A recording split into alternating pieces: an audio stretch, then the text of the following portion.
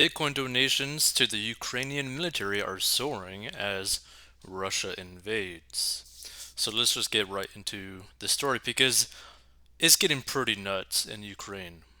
So Bitcoin donations to the Ukrainian army are soaring after Moscow launched a large-scale offensive against Ukraine early Thursday.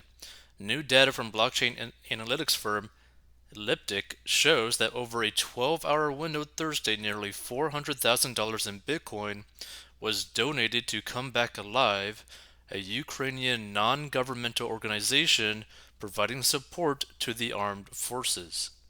The fresh round of crypto donations capitalizes on a trend seen in recent weeks in which donations totaling hundreds of thousands of dollars have flooded into Ukrainian NGOs and volunteer groups working to stave off a Russian offensive, according to Elliptic. Activists have deployed the crypto for a variety of purposes, including equipping the Ukrainian army with military equipment, medical supplies, and drones, as well as funding the development of a facial recognition app designed to identify if someone is a Russian mercenary or spy. Cryptocurrency is increasingly being used to crowdfund war with the tacit approval of governments, said Tom Robinson, chief scientist of Elliptic, which sells blockchain analytics tools to banks and cryptocurrency platforms. Borderless and censorship proof. So, volunteer groups have long augmented the work of Ukraine's military by offering additional resources and manpower. When pro Russian Ukrainian President Viktor Yanukovych was ousted in 2014, for example, volunteers stepped up to support protesters. Typically, these organizations receive funds from private donors via bank wires or payment apps. Cryptocurrencies such as Bitcoin have become more popular, however, since they allow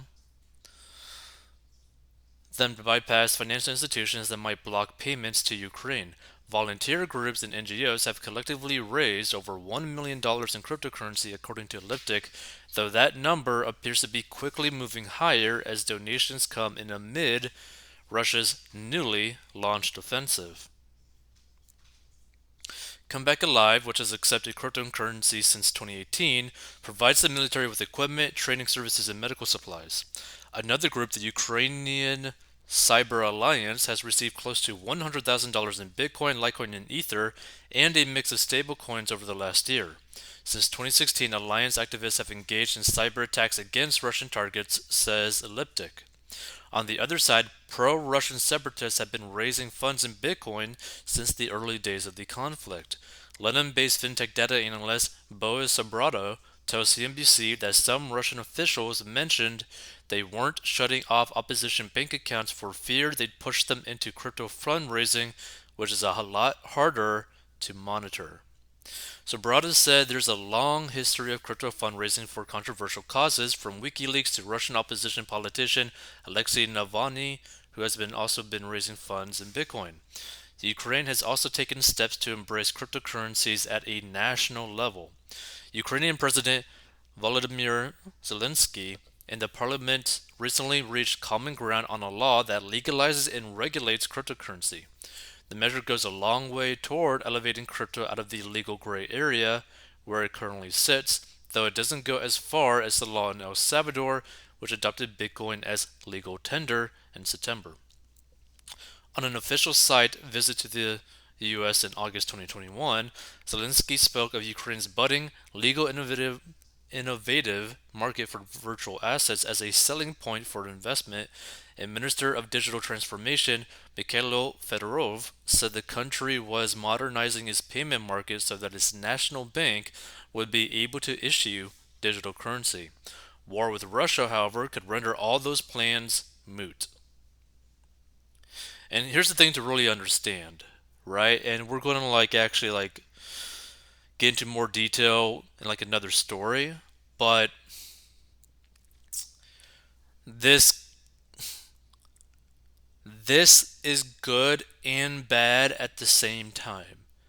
And what I mean by this is that if the Ukraine military can raise funds in cryptocurrency, guess what? Russia, in their situation where they're getting hit with sanctions, where their banks are basically getting shut down, guess what they can do? They can also transact in cryptocurrency. Like, cryptocurrency is now at the position in the world where it can now truly be used to basically subvert typical financial institutions, right? You could use stable coins and basically not end up really ever needing to use a bank. I don't suggest people to do that, but I'm just saying, if you're in one of these situations, you could technically go do that, right? So this kind of gets into a really weird situation where now you pretty much have two militaries going at each other. Both can pretty much raise technically unlimited funds in the form of cryptocurrency and basically be able to use that funds from cryptocurrency to fund whatever it is that they actually want to go and do, right? Either to defend themselves or to invade.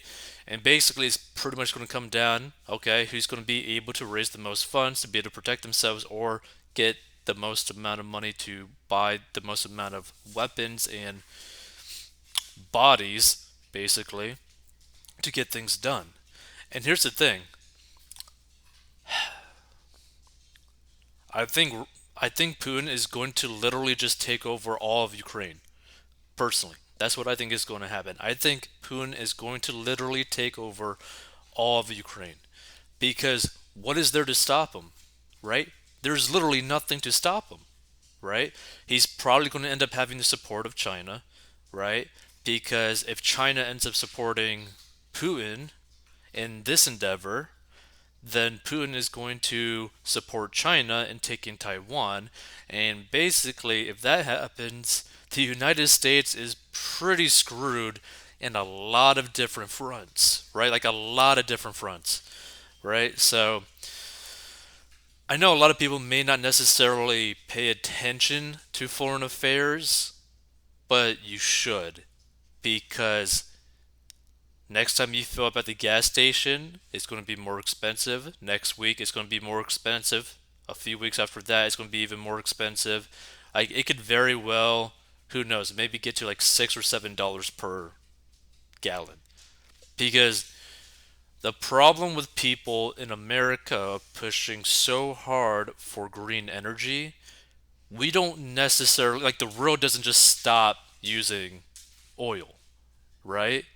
What the US does is they end up buying oil that was drilled by Russia, by these other countries. So now we are dependent on these countries for their oil because since our country is trying to be so green, we are now dependent on basically enemies of this country, right? So it's going to get really nuts.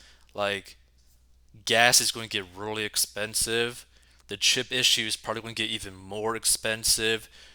Russia's going to have more access to even more potential nuclear power because of the resources within Ukraine when they probably end up taking over all of Ukraine.